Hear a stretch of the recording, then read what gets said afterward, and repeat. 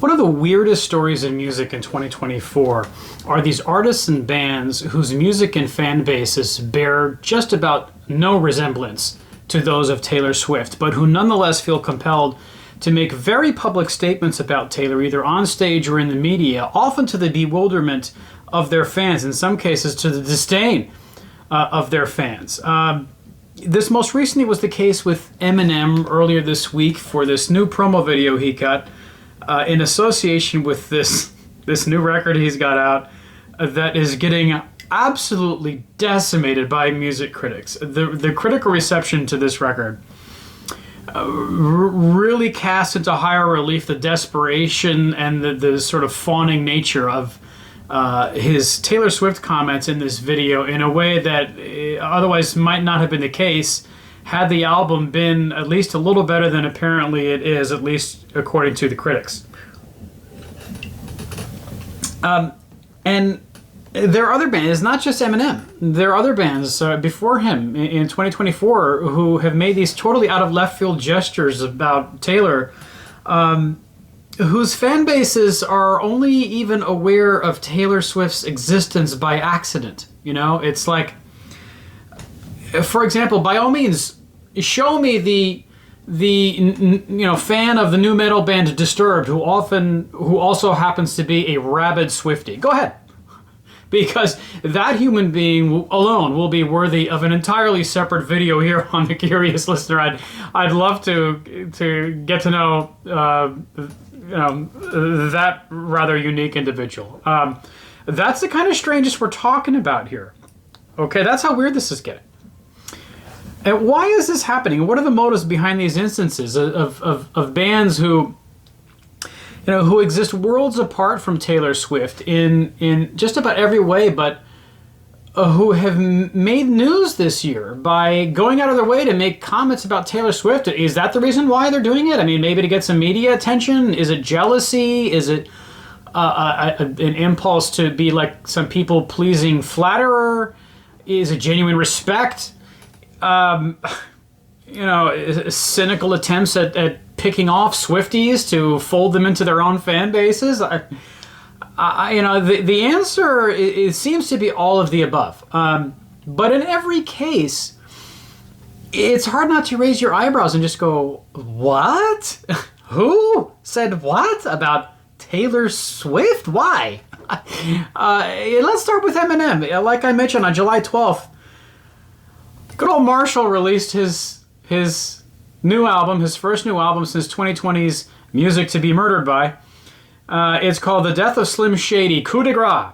Yes, Slim Shady is back, and this record, like I mentioned, has been released to absolutely miserable reviews. This record embodies yet another sad chapter in the man's growing irrelevance. It's a very sorry spectacle at this point. It's kind of getting hard to watch as it pertains to Eminem's growing irrelevance. Rob Sheffield over at Rolling Stone. Now, Rob Sheffield, music critic over at Rolling Stone. This guy's no joke. He's no hack. The guy's got a degree from Yale. He's been writing about music, TV, and pop culture for Rolling Stone since 1997. So you can say literally since last century. So when he destroys your new record, it carries a little bit of weight, and that is precisely what he does here. At one point, he just says, well, he tried. Like, literally, that's verbatim text from his review in Rolling Stone. He says also this, the once great rapper now sounds like a star with the yips, sweating to reassure everyone, especially himself, that he's still got it. That's hardly it. That's just the tip of the iceberg, okay? At allmusic.com, for my money, the greatest music website on earth. I am there literally every day of my life, learning more and more about music, researching for these videos, etc. It's very rare that AllMusic, they have like a 5-star rating system, right? If you look up the discography of any artist, they give you the artist, each record in the artist catalog, 1 to 5 stars. The worst I tend to see in there is a 2 out of 5-star rating. There are some exceptions. There's a miserable record that Bob Dylan released in the early 70s just called Dylan. It was a result of his contractual dispute with Columbia Records. I tried to switch records, I think, to, I forget what, was it Elektra or something weird like that. And Columbia released this record of outtakes from Dylan's 1969 album Self-Portrait that were deliberately some of the crappiest takes that Dylan had ever put to tape, and they did it deliberately to embarrass them. So the record isn't really a record so much as it is the result of a battle between Bob and Columbia. I believe that one has like 1 star on AllMusic, something like that. But this Eminem record is one of those albums that gets 1.5. They gave it an extra half star, which is particularly generous of Mr. Fred Thomas, the other fine music journalist behind the Eminem review over at allmusic.com, who wrote in part that the record is, quote, a bewildering slog to get through, with, quote, a painful lack of new ideas. Thomas ends his review with a coup de grace of his own. See what I did there? Saying that even Eminem's consistent commercial success can't save him from his growing irrelevance. Truly a fate worse than death. This record constitutes to Fred Thomas, a very experienced, very talented music journalist, quote, a fate worse than death. That's how bad the critical response to this new Eminem record has been. Pitchfork's Dash Lewis gives it a decimal rating of 4.8 out of 10. And as far as slogs go, that word seems to be a pretty popular one among music journalists tasked with the apparently painful assignment of reviewing this new Eminem record, because Dash Lewis of Pitchfork also uses exactly the same word, describing the album as, quote, a long slog. Now, these journalists likely are not comparing notes. They're not going out of their way to plagiarize one another. It's just that they're having exactly the same reaction to exactly the same record, which is an indication of the fact that their criticism likely is spot on. Lewis goes on to say that, checks notes, on this record, Eminem, quote, careens through tracks with the grace of a cyber truck crashing into a ditch. The language couldn't be a whole lot stronger. Lewis says that Eminem is a shadow of his former self. Now, the concept of this LP, here's what Fred Thomas and Dash Lewis describe the concept of this Death of Slim Shady record. Thomas writes that the idea is that, quote, the two sides of the rapper's personality face off in a fight to the end. And in the end, indeed, Emily finally kills off Slim Shady, of course in bloody fashion. Lewis explains that this is to be, quote, the final showdown between Marshall Mathers and Slim Shady, in which Slim kidnaps Mathers in a nod to his early work and forces the captive to write the kind of outlandish songs that made him famous. And this back and forth between Mathers and Slim goes on until, quote, the voices combine. It's probably supposed to be a moment of absolution, but reads more like an admission of guilt. At that point in the record, you get lyrics like, I gave you power to use me as an excuse to be evil. You created me to say everything you didn't have the balls to say. They both howl in unison, these two voices unifying as one at that point in the record before Eminem delivers the coup de grace that the album title promises. Not the subtlest of plots, but as Lewis also notes in his review, subtlety was never Eminem's forte, right? I mean, that's okay. I mean, we're kind of used to that. I mean, the record is coming off as a desperate, sloppy, unfocused attempt at recapturing old glories that does little more than just to reinforce how irrelevant Eminem has become as a rapper, as a cultural force in pop music generally, no less in the rap world. And in the midst of this unfolding creative and critical catastrophe that this new Eminem record embodies, comes this promo video that he dropped on Tuesday, July 30th, just earlier this week.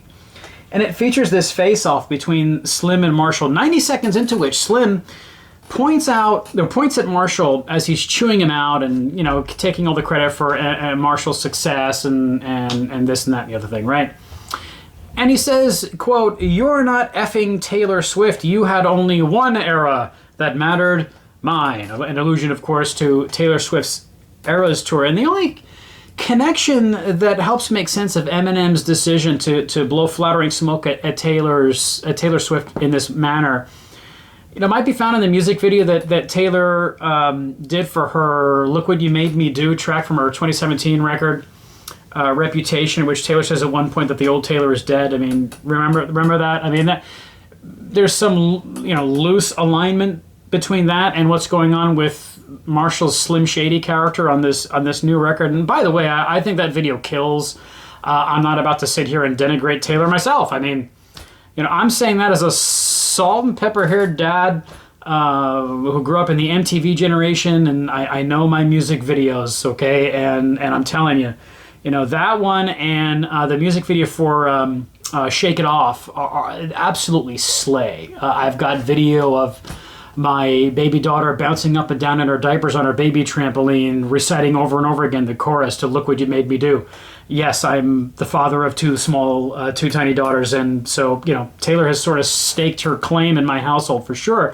Though my older daughter now is a tweener who has abandoned the Taylor Swift camp, traded in her Swiftie credentials in order to join the Olivia Rodrigo fan base, and I think Olivia is brilliant, so that's perfectly fine with me. But listen, I mean, the point here is Taylor Swift was 6 years old when Eminem released his debut album. On November 12th, 1996, there's this record called Infinite that he was selling out of the trunk of his car in Detroit on cassette and vinyl, and it was a miserable commercial failure. He sold like 1,000 copies, getting a heaping taste of commercial failure before the meteoric rise to fame that would accompany his next record, the Slim Shady LP, a few years later.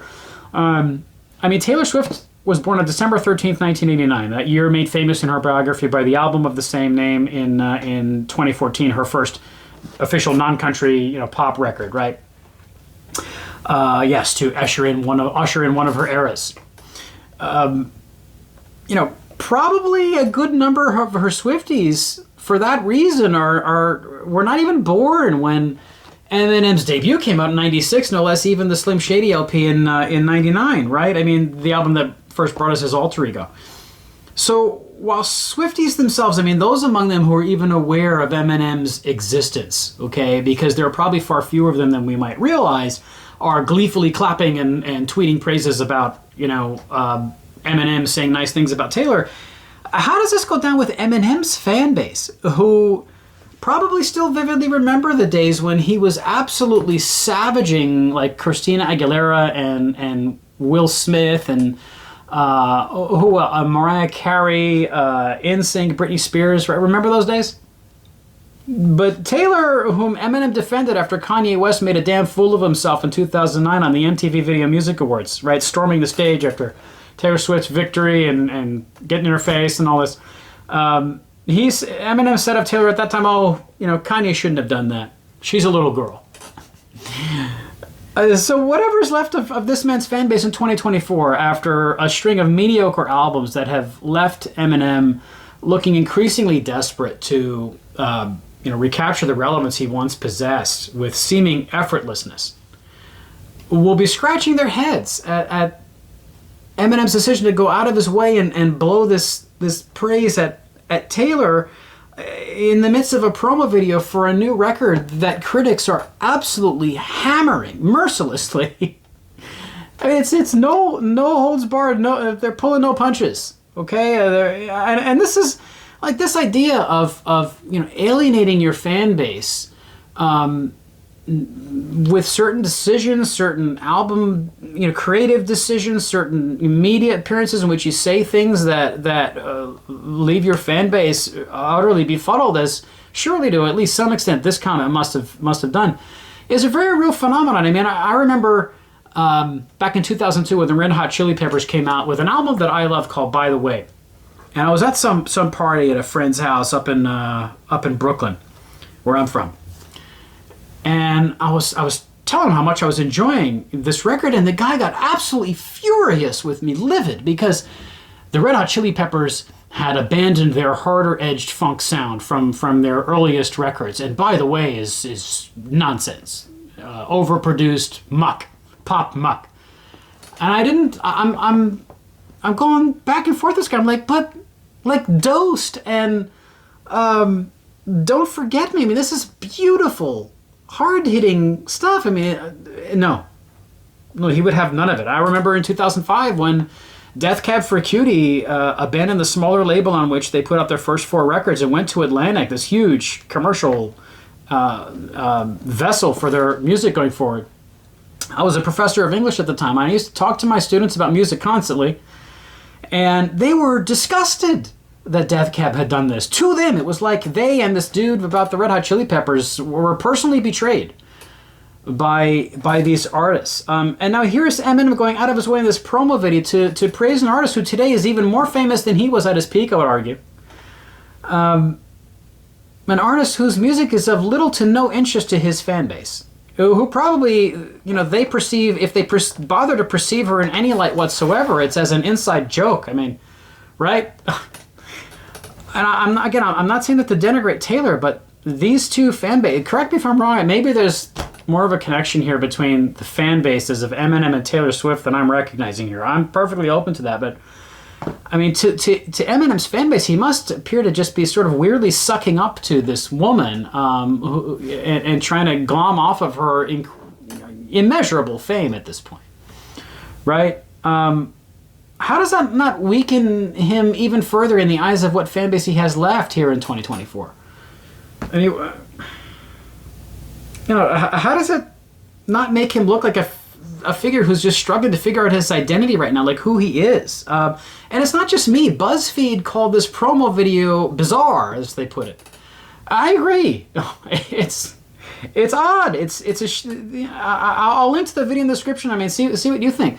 I mean, I don't want to be mean. I have a lot of respect for Eminem. I mean, I was like 20 years old when he came out with that record in 1999, and I was just utterly in awe of how he seized hold of the American consciousness with a command that I rarely have seen in my lifetime. I mean, I might have to go back to Michael Jackson's Thriller, 16 years earlier, 1983, right? To think of a time when a single pop star, and then before him, maybe Bruce Springsteen when he came out with Born to Run, it was on Newsweek, Time, and People magazine simultaneously, right? I mean, that's the kind of command that Eminem had on the American public and really on the world stage when he came out with that record, and all these people were clutching their pearls at statements and songs that to some extent today seem rather quaint in retrospect. And that's the problem for Eminem. I mean, he himself now seems quaint. And like Fred Thomas says, how is it not a fate worse than death for any music artist, no less one who once commanded the world's attention like Eminem did decades ago? I mean, the guy's only 51 years old. He's got lots of life and presumably many years left. And like, I don't know. I hope, I don't know where he goes from here. But I hope he figures that out. I hope he figures out who he is and what he wants to be going forward, because this ain't it. Again, I'll link to the promo video in the description. You see what you think. But the story gets weirder from here. I mean, Eminem is just a start. Okay, there are other artists who, for some strange reason, have themselves feel compelled to weigh in on Taylor Swift in 2024. It's a contagion. It's going around the music world. I mean, artists like Dave Grohl of the Foo Fighters, for instance, and the former Nirvana drummer. I mean, everybody knows Dave Grohl these days, right?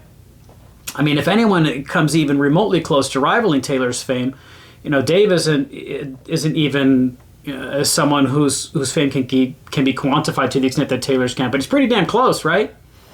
I mean, two-time Rock and Roll Hall of Famer. The Foo Fighters are as big as a rock band gets these days, still.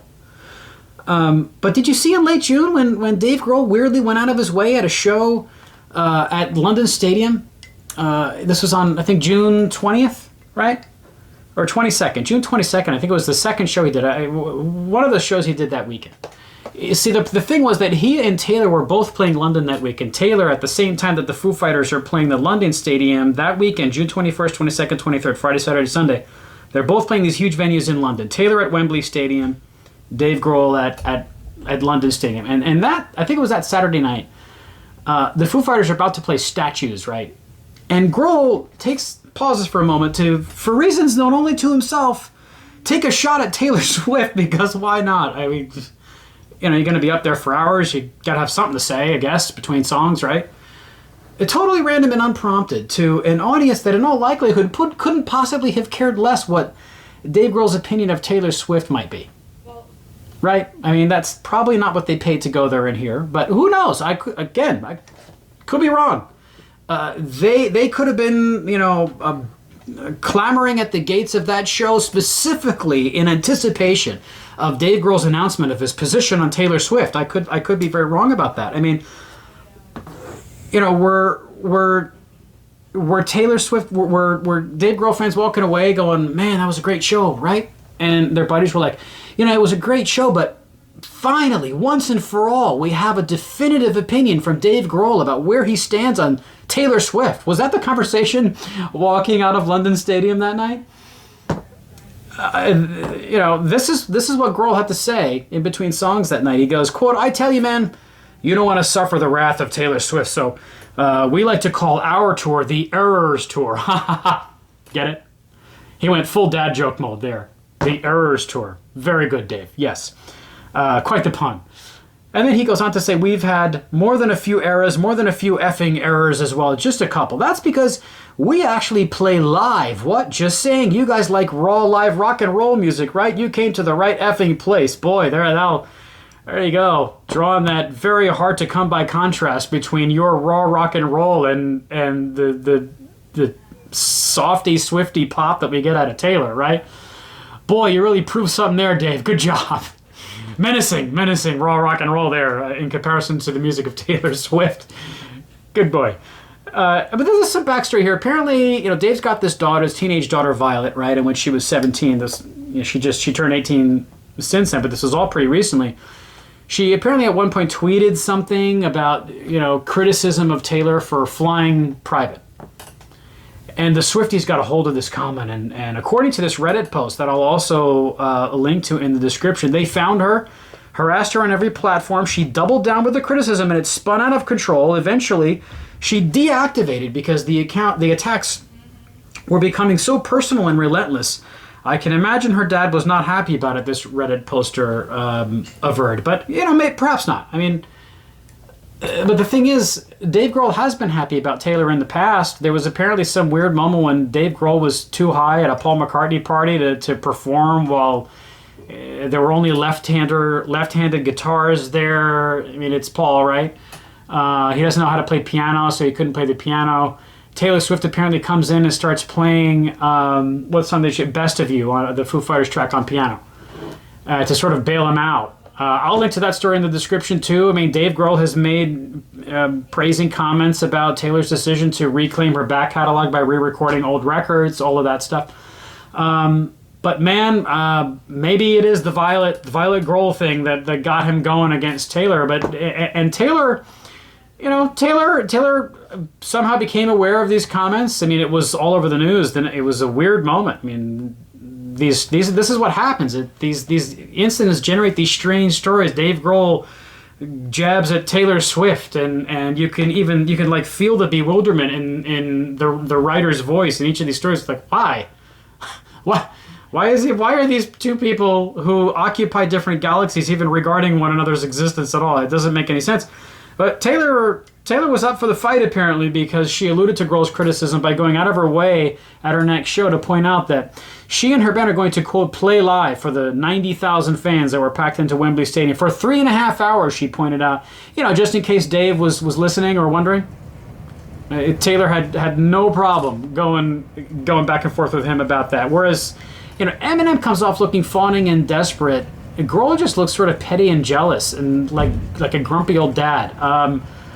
Probably very few of his fans had any idea of his daughter's feud with the Swifties. So this is like a private grudge he had that he roars out in public on stage in the middle of one of his shows, and I don't know how that helps him or his fan base. I mean, probably very few of his fans have any regard whatsoever for Taylor's music. To go out of his way to randomly diss her for seemingly no reason must have been a very jarring moment for them that night at London Stadium. I mean, I get it. Dads are going to dad. I'm a dad too. I'm going to walk through fire for my two daughters as well. But why would Grohl do this in such a public manner, as if Taylor herself personally was the one banging away at her keyboard, savaging Violet on Twitter herself? I mean, I don't know, really? Why not take the high road?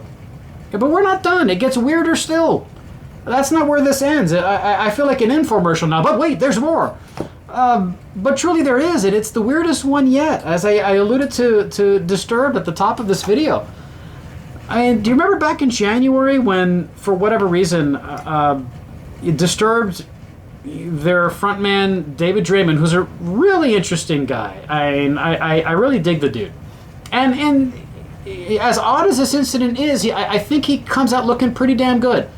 But it's still bizarre. I mean, he apparently brought out a couple fathers on stage with their daughters, right? And he starts talking to their daughters in the middle of the show on January 19th this year in Peoria, Illinois, right? And he asks his daughters, so I take it you came to the Disturbed concert as opposed to the Taylor Swift show. That means your parents are raising you on rock and roll. But hey, don't forget, Taylor Swift still kicks ass.